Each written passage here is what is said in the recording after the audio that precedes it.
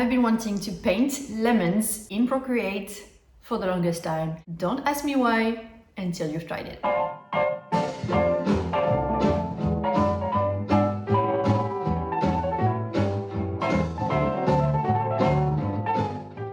Welcome to this video. If you're new here, I'm a lettering artist, and this week is my birthday. So I decided to do something special for you guys as a thank you for your support. I thought, why not make an entirely free tutorial so you can kind of get a glimpse into my process, how I use my brushes, and what you would get if you were doing any of my courses. Now, even if you don't buy anything from me, even if you just watch this video, I want to thank you for your support. You guys are what makes it possible, and I'm so very grateful to be able to do lettering full-time and call it my job. In this tutorial, we're going to do a lettering piece using my newest font, which is not available just yet. I will show you how to customize it and then how to add all of the cool effects that I love to add in my lettering, like 3D effects, shadows, highlights, and I'm also going to show you how I add roses, leaves, and lemons. So many people have asked me how to draw roses, so hopefully this tutorial answers all of your questions about it. As always, if you're a complete beginner, just follow along, do exactly what I'm doing. If you're more advanced, do your own thing. And also, before you start, don't forget to grab your freebie where you'll have the brushes, the color palette, the template, and the frame mockup as well, because I think it's really cool to print your artwork and I never do it for some reason. So in this video, I really want to try and print my artwork, which I have done over there. It's not the best quality, but I will get it professionally printed very soon. Now enjoy drawing some lemons.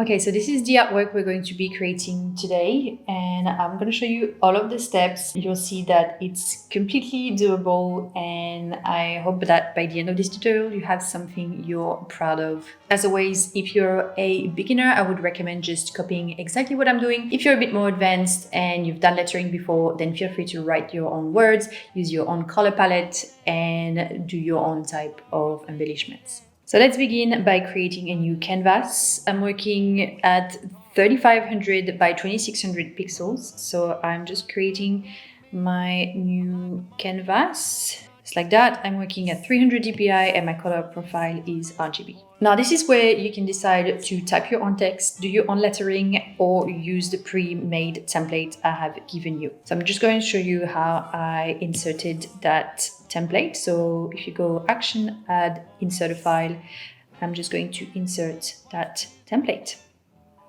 Just like that. Now this is a font called Grenadine, which is one of my newest fonts I have created. By the time you're watching this video, it may or may not be available, but I'll make sure to give you the link so that you can check it out if you want to. Now this typeface comes with a lot of alternates, like this letter F and H. They're both alternate, so stylistic alternate characters, and this letter combination here, this ligature LO, is also part of this font. If you were typing this word, it would appear just like that. You are more than welcome to use your own font, your own lettering. Now, whenever I use lettering like that, even though I have designed the font myself, I like to edit it. I like to make a couple of changes to it. And this is what I'm going to show you next. But first, let's just change the colors. So with this tutorial, I've also given you a color palette called Flourish tutorial with some blues and yellows. So I'm just going to change the background color to this nice blue color. So I'm just going to create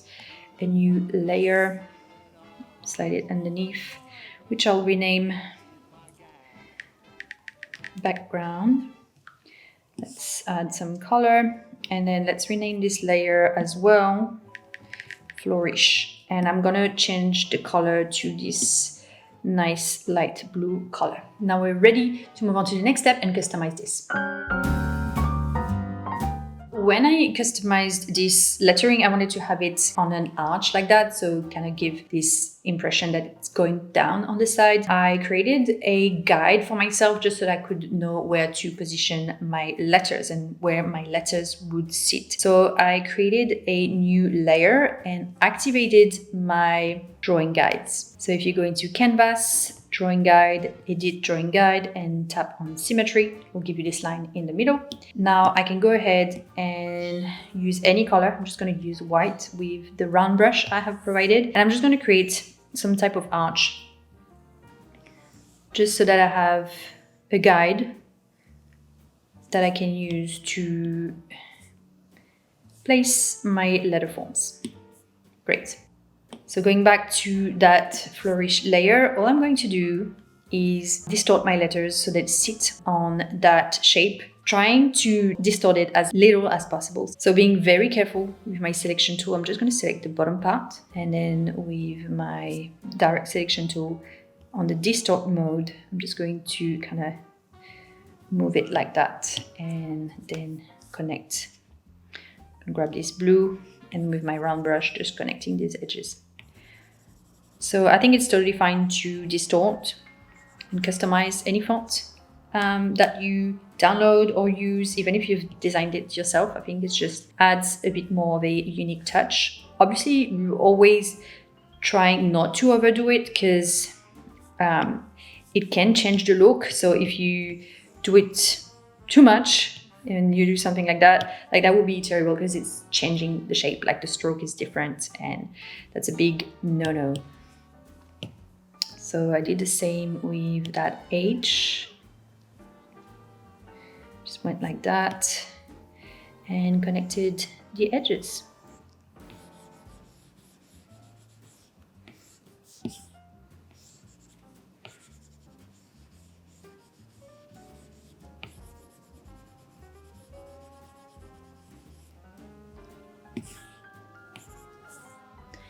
And let's do the same for the F.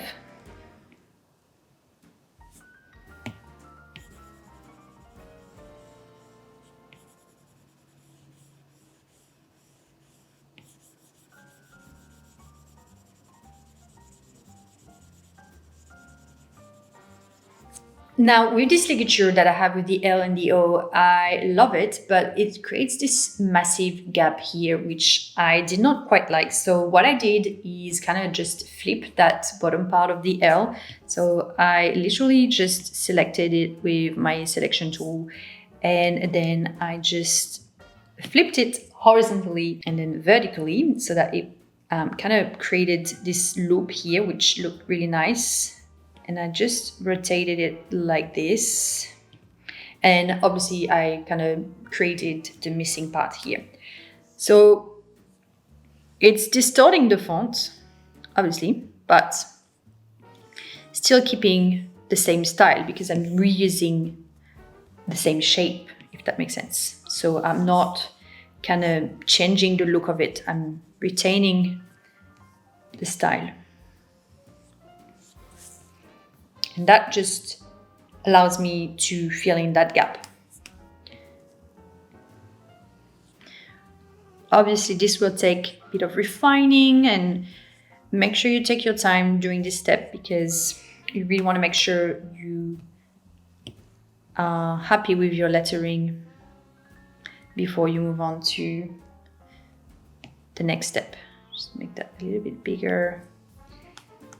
Now, what I've done as well is add a paragraph, which is a flourish not attached to the lettering. So these flourishes that you can see, they are attached to the letter, so they are coming out of each individual letter.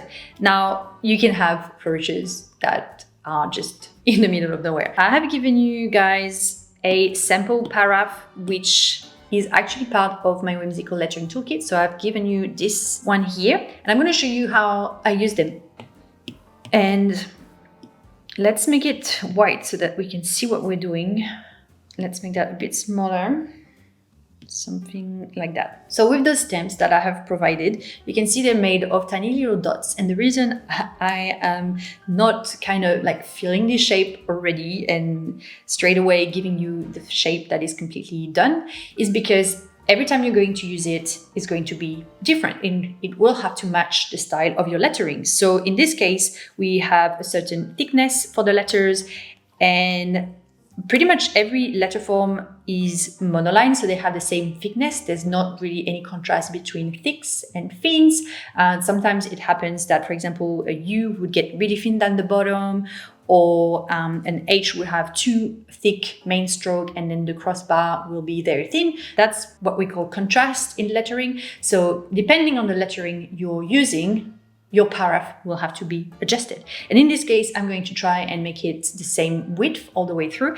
And I'm going to try to use that width of the S as an inspiration. So I'm just going to lower the opacity of my paragraph, creating a new layer on top and grabbing my round brush. And I'm actually just going to, first of all, flip it horizontally, because I think it looks a little bit more balanced like this. So obviously the paragraphs, like every paragraph that are included in my toolkit, are customizable. So you can make them smaller, bigger, you can flip them horizontally, you can also like distort them a little bit. Feel free to adjust them, like they're meant to be customized. I want the same thickness as the S. So what I can do is kind of just go around the edges like that. Let's use that same blue. And try and keep the same thickness all the way.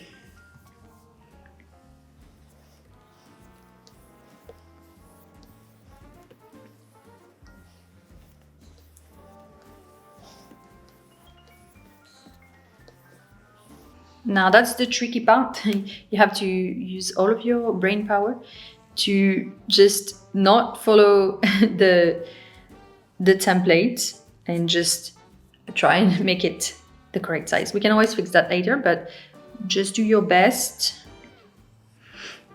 If you're doing exactly the same artwork as me and you're trying to do a monoline, then do your best to try and make it the same width. Now let's just duplicate that so it's a thicker stroke and I can feel it entirely. I'm just gonna feel the entire shape like that. Now this is where I would hide my template behind it and then use my eraser to just refine the edges.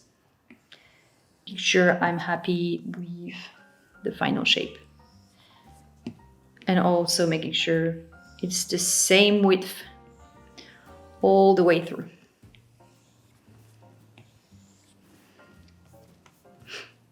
And if there's something that's a little bit too thick, I can just draw an arc like that. So you just draw your arc, you don't leave your pencil off the canvas, and then it should make it a perfect arc that you can then move around.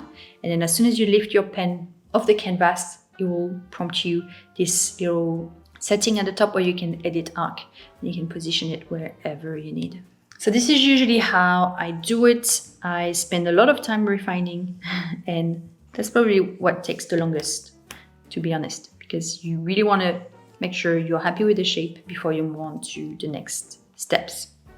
This is the step where it has to be perfect. It cannot be imperfect like the rest that we're going to do later. Another tip, guys, if you want, you can use the liquify tool. So under adjustments, liquify. I love using that just to make my shape a little bit more bouncy and rounded and more in the right place. So feel free to use that. Again, be very careful. So take your time because it can quickly get out of control. All right, something like this. And then what I did is just duplicate that shape, and then I flipped it vertically like that, and then horizontally. I can now hide my guide. And what I'm going to do is just merge these 3 layers together so I have one big piece of lettering. Now I'm ready to move on to the next step and add a 3D effect. Okay, so for this piece, I created a 3D effect with kind of like double layers, like double thickness, so a double 3D effect. Just so that it's easier to see, I'm going to hide the background. And to create a 3D effect, if you've done any of my classes, you guys know how to do that. It's so simple. You just duplicate your layer, select the one at the bottom, change the color of the bottom layer to whatever color you want. In this case, I went with a darker blue, and you're just going to move it underneath, and there you have your 3D effect. What I did as well is just like make it a little bit smaller, like just a tiny bit, like the tiniest bit, just so that it creates a bit more of a perspective effect. What I've done, as always, is so simple, is just connect the edges and making sure I don't forget any, making sure they all go in the same direction. Just so that this video doesn't take 3 hours, I'm going to just go a step ahead and show you what it looks like when it's completely done. And this is it fully done. So I've just connected all of the edges. And what I've done with this piece is actually create a second 3D effect. So I just duplicated this 3D effect and selected the one at the bottom, changed it to a darker blue, the darkest blue of the color palette, and moved it down a little bit. And again, you'll have to make it a bit smaller so that it matches your first 3D effect, just so that it fits like that. So you might have to shuffle around a little bit, but you should have now a double dimensional effect. And putting the background back, it kind of looks something like this. So this is how you create a double 3D effect. So now we can move on to adding shadows and highlights. I have merged these two layers together. So my double 3D effect is now on one layer. So I'm just going to create a clipping mask on top of this layer. So create a new layer, turn it to a clipping mask. So I've used my impasto brush, and I've used this dark blue, and I have just pretty much gone into all of the little corners to add shadow.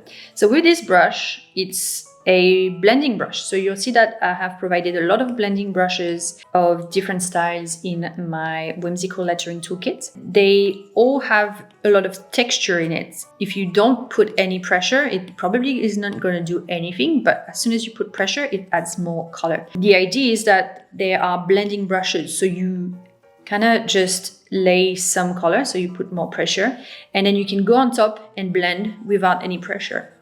And that will create that nice painterly effect. And just like if you were kind of like putting paint on the canvas and then blending it. So that's why these brushes may seem a little bit tricky to use at first. And you might be like, wait, is this working? It is what I call blending brushes, because you layer a color, you add pressure, you layer your color, and then without using any pressure, you just blend and kind of smooth up the edges to create this type of gradient. So this is it with all of the shadows. I have pretty much just placed my shadows in little corners. I go into a lot more details into how to place shadows in my courses. So if you've done that, you will know what to do. But if you're just doing this tutorial, make sure you just follow what I've done. Now, what I can do is change the blending mode of this layer to multiply, just to deepen that shadow. And I think what we need to do right now is add a cast shadow on the background. So let's just kind of use the entire group to make a shadow. So I'm just going to group my lettering, and we can call that lettering. And I'm just going to duplicate that group, select the one at the bottom, flatten it, select it, and because I have the blue selected in my color palette, I can go back to my layers, tap on it again, and then fill layer. So you select it and then you fill it, and it should fill the layer entirely with a dark blue, which you can then move around, and that's your shadow. So you can place it wherever you want. In this instance, I have placed it somewhere on the bottom left corner. And you can change the blending mode to multiply. So I'm going to add a bit of Gaussian blur. So in my adjustment, Gaussian blur, and maybe a little bit of motion blur. I've also used the impasto brush here to just kind of roughen that shadow a bit, because I thought it was just too perfect, too digital. I kind of like when it has a bit more of a texture to it and it looks a bit more distorted. So I've just went ahead like that and kind of made the edges of my shadow less smooth. I like when things are not too perfect. I think imperfection is really what we want at the end of the day. I think that's the difference between art that is made by AI compared to human. Like, nobody cares about something that's entirely perfect. Like, we want something real, something that has imperfections in it, because that's your style showing through. That's you showing that you're human, and it's not going to be perfect, but that's what gives it so much character and personality and makes it look better than something made by a computer. All right, so at this stage, what I've done is add a few decorative elements on the lettering. So what I've done is create a clipping mask above my word flourish.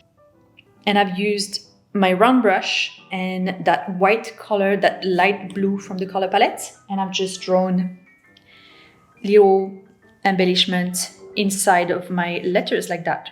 And I've done just like 2 type of like teardrop shapes and your circle in the middle. Now you guys are more than welcome to, I don't know, do whatever. Like it could be that you do something like that.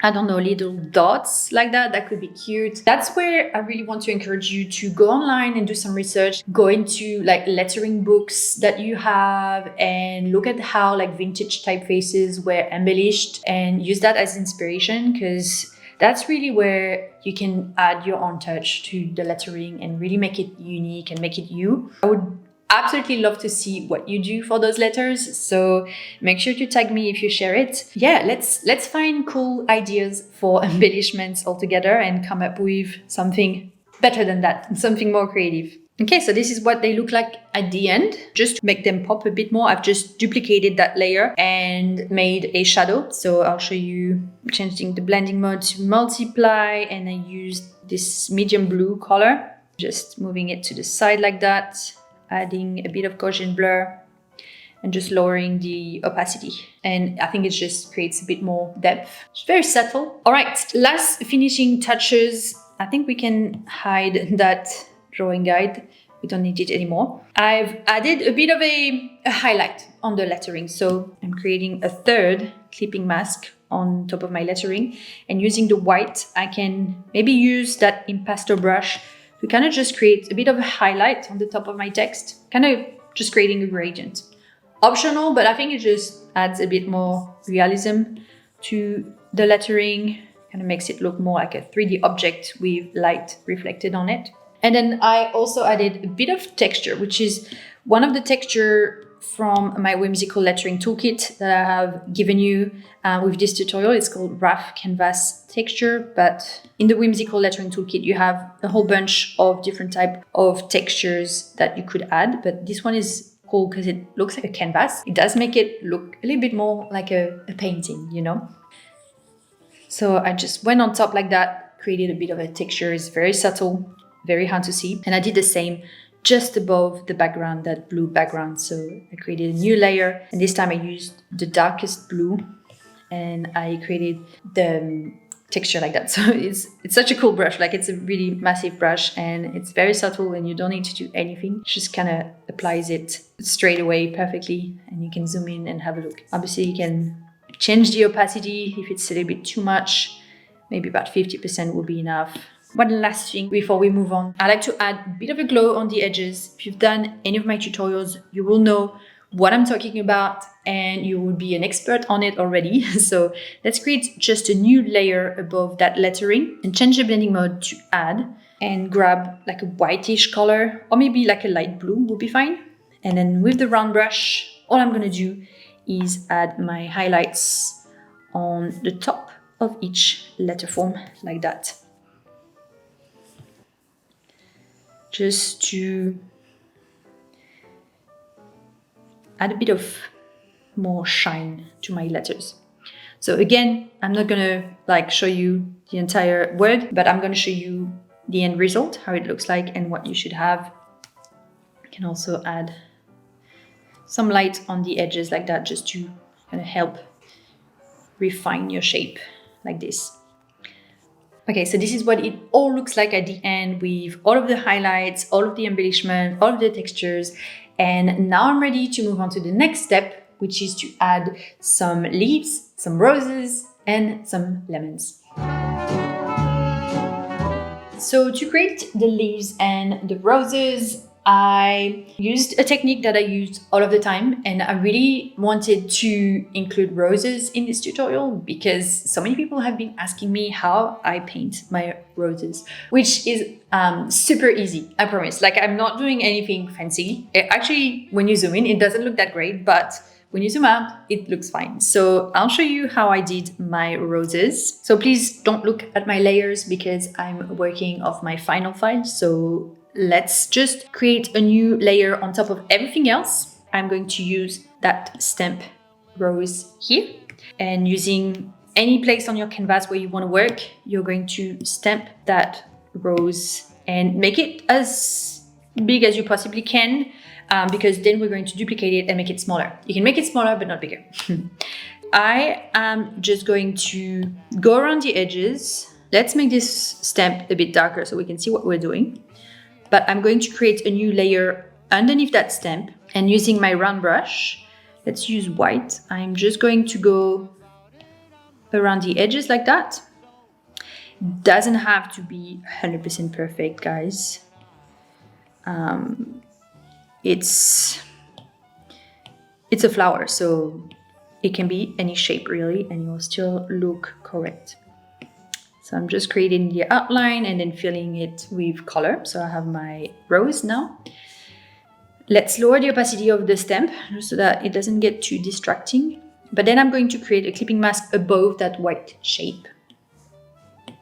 New layer, make it a clipping mask. And then with this medium blue color, and using the impasto brush, what I'm going to do is just kind of draw on the inside of each petal. So I think that's where it's tricky, because like I'm not going on the edge of the petal, I'm going inside, just like that. Again, adding more pressure with that brush if I want to lay more color, and no pressure if I just want to blend. So I'm kind of just following the edges like that and then blending outwards towards the outside of the petal. In the little inside, in the inside of the petals, I'm adding more blue and then gradually pushing the paint out towards the end of that petal, because that's one petal, so I just want to add the dark blue here. With this petal here, I'm only placing blue on the inside and then blending it outwards like that. And you'll see that it slowly comes to life. Trust the process. It's a trust the process moment. But again, the great thing about it is that it doesn't have to be perfect. You can always erase as well if you think you've gone too far and you'll added too much blue. But you can see what I'm doing. Like I'm just kind of guessing where the shadow will be. So like in the inside of the petal. Again, if you're really stuck, just try and exactly duplicate what I've done. And just by doing that, you'll be like, oh yeah, that makes sense. Like you'll understand my decision process by just copying what I've done. All right, so this is what I've done for all of the petals. You can use different colors here. So it could be that you have something a bit more pink in the center and more yellow on the outside. That's why you can like be creative and do something out of the ordinary.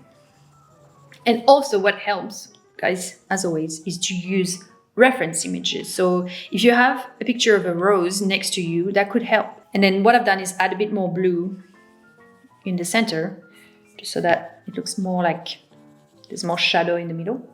And you can do that process multiple times. So you can create a new clipping mask, again, above that, and then add even more blue.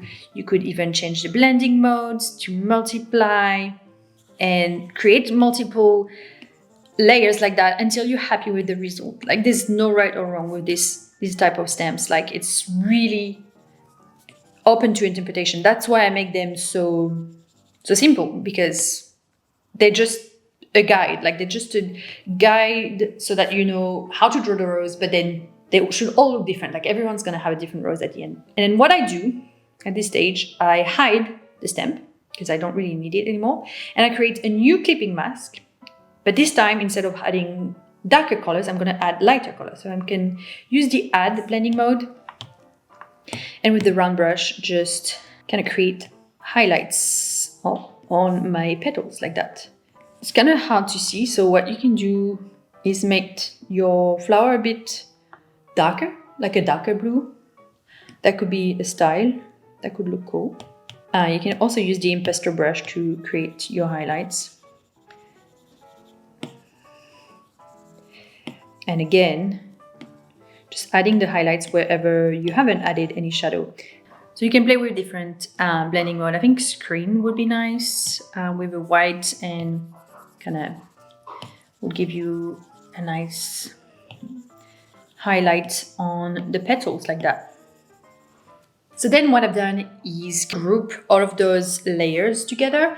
I made a duplicate of it, and then I just hid the one underneath, and then I just flattened that group. So I had one single rose that I could then duplicate and use multiple times. So I only drew the rose once. Now, when you resize something in Procreate, I've made an entire tutorial on that. So make sure you watch that later if you want to learn all about resizing. But essentially, you can't make anything bigger, but you can make things smaller. If you use the bicubic interpolation, it won't pixelate your drawing. So I'm on uniform, and I've made sure to select the interpolation called bicubic. I can just make it smaller and duplicate just as many times as I want and position it wherever I want to add a flower. And you can rotate it, kind of give them different sizes just to make them a little bit more organic and look more natural. This is what they all look like at the end, and then I've done the same thing as the lettering to add a shadow. I just duplicated my roses, selected the layer, changed the color to a dark blue, and then select the layer again, and then go fill layer, then change the blending mode to multiply, and I can just move my shadow to the side, and usually in the same direction as the previous shadow, so everything is cohesive and consistent. You can add a bit of Gaussian blur, a bit of motion blur, whatever you've done, you can do the same settings so that it all looks the same. And you can also lower the opacity if you need to. All right, so that's what I've done for the flowers. Now for the leaves, I literally just drew them. It was a very organic process. I didn't really overthink it. I just added leaves wherever there was some space. So I created a new layer, and using my round brush and the dark blue, I just went ahead and started drawing my leaves. So I started with the stem like that, kind of tried to make it not perfect because you want it to look natural. And I've added my leaves, and I kind of tried to make it look like a lemon tree leaf. I'm using the eraser to kind of make them a little bit more pointy. So that's why I think using reference images can be super useful, because you can see what a lemon tree looks like and lemon leaves look like. So, and again, I tried to make them a little bit different. So some of them are like coming out of a stem. Some of them are just like behind my flowers, and just try to make them different sizes, different shapes, and just making it look more natural. And this is what they all look like at the end. I'm going to show you how I would add shadows and highlights to this section here. I will make sure to give you like a high resolution of the artwork just so you can really see what I've done, and feel free to just copy the same leaves or do your own. So I created a new clipping mask on top, and then I used the impasto brush with a lighter blue. Let's grab this one. And what I've done is just kind of divide my leaf into two sections like that, and then added a bit of a gradient, so blending my shape. I went around all of the leaves like that, creating first a little bit of a divider and then a gradient. So divider and gradient. I'll do a couple more, but you get the idea. This is what I've done for every single leaves, trying to kind of create this highlight right in the center and then blending toward the edges. Hopefully that makes sense, but feel free to do your own style as well. Like it might be that you already know how to draw leaves and you want to do your own style. And then if you want, you can lower the opacity of that layer if you think it's too strong. But this is what it looks like at the end. And then I've added a shadow the same way, just duplicating the layer. It was already blue, so I didn't need to change the color, but I did a bit of motion blur, and then changed the opacity. So this is what it looks like with and without the shadow. And then I added a highlight. So same thing as what we did on the lettering. I added a bit of a highlight just on one side of the leaves. I tried to keep it all the same throughout all of the leaves, so it will be more consistent, but I'll show you just so you can see. But I used the round brush. I used it like a light blue, I think. And I obviously used the blending mode add, and I just like very gently added a bit of a highlight on the edges of my leaves like that.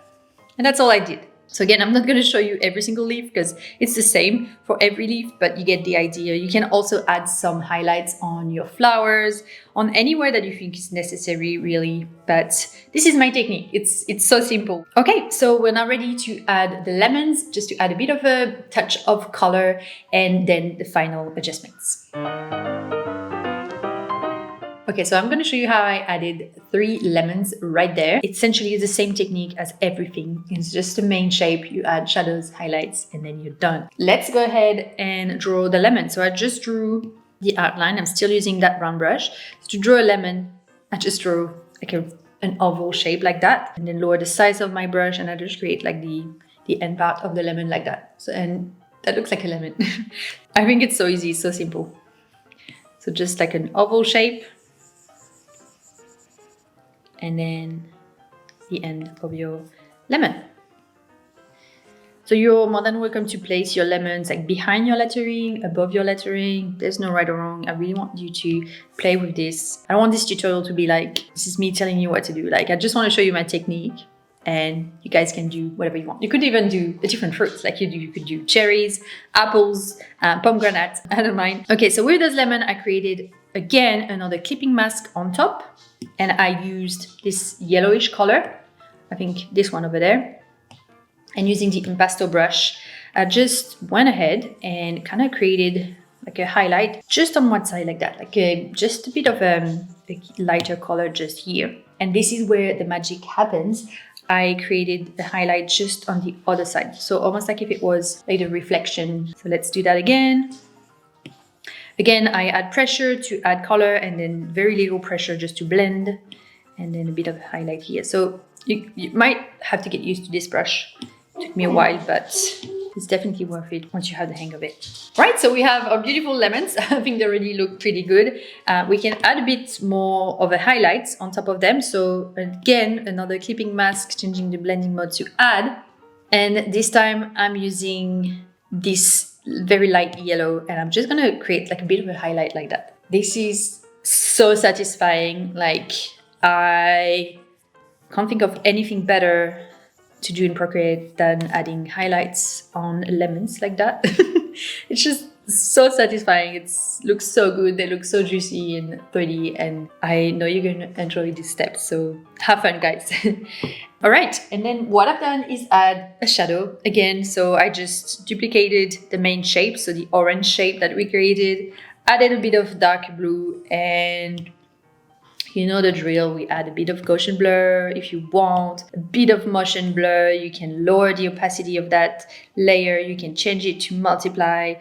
Again, no right or wrong, just whatever looks best in your scenario.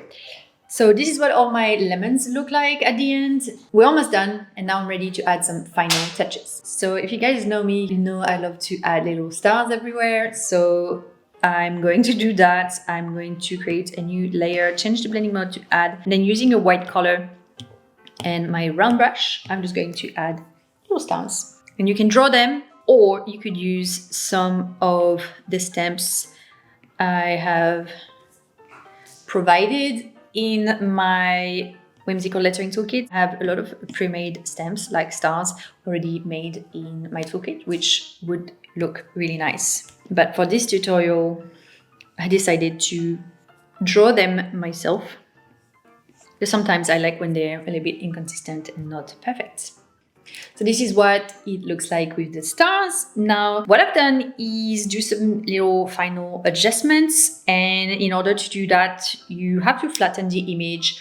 So I would recommend making a copy before you flatten anything. Or what you can do is just create a copied layer on top of everything. So you just slide down with a 3-finger and you click copy all. And then you go into your action, add, and you just paste that image. So it's just going to essentially paste that image on top of everything else, and it's a flat layer, and you can add adjustments to that. So what I've done is add a bit of bloom, which is really cool. Like it can create some cool effect. I think I've only added about 10%, not even 8%. I have added some noise, about 6%, so I didn't overdo it with this one. I have also, as always, added a bit of chromatic aberration. I love this effect, but I'm very careful with it. Like I only add like 4%, and it creates that like rainbow effect, which I really like. And that is everything, guys. I really hope you enjoyed this tutorial. Hopefully it gives you a glimpse into what you can do with Procreate, all of the things you can do once you have a font, how you can customize it, and how you can add your own touch to it. If you guys are interested in doing one of my courses, I go into a lot more details when it comes to my process. Like I would share how I decide on the composition, how I choose my letterforms, how I position every decorative element, how I choose my colors as well, all that kind of stuff. If you are interested in learning more, I would definitely take advantage of my birthday discount. You have 5 days to use it. So it's definitely the best deal you'll ever get on my courses. I would love for you to share with me what you've done as well. I really love seeing what you guys do and how you interpret all of my tutorials. So feel free to share your work and tag me either on Instagram or in my student community. Now, before I forget, I also have given you guys a template of a frame. So it could be something that you use to display your work. I think that would be really cool. So let's just copy all. So I'm going to copy this image, and then going back to my gallery, I'm going to import that frame. That should look something like this, and you can paste your artwork. Let's slide it behind it. Let's make it a little bit smaller. I guess as small as it can go. So you can either erase the edges, or what you could do is just create like an oval shape, fill it with color, and then create a clipping mask on that oval shape so that your image is just a clipping mask on that oval shape. And then you have your beautiful lettering as an artwork. So I'm thinking of getting this printed. I think that would look so cool in my kitchen, and actually buy an oval frame to frame it. I think that's such a cool artwork that will fit so well in the kitchen. I really love how it turned out. So hopefully you guys are also super happy and super proud of your work and you get it printed. And if you do, guys, also make sure to share it with me. I would love to see your work hanging in your kitchen.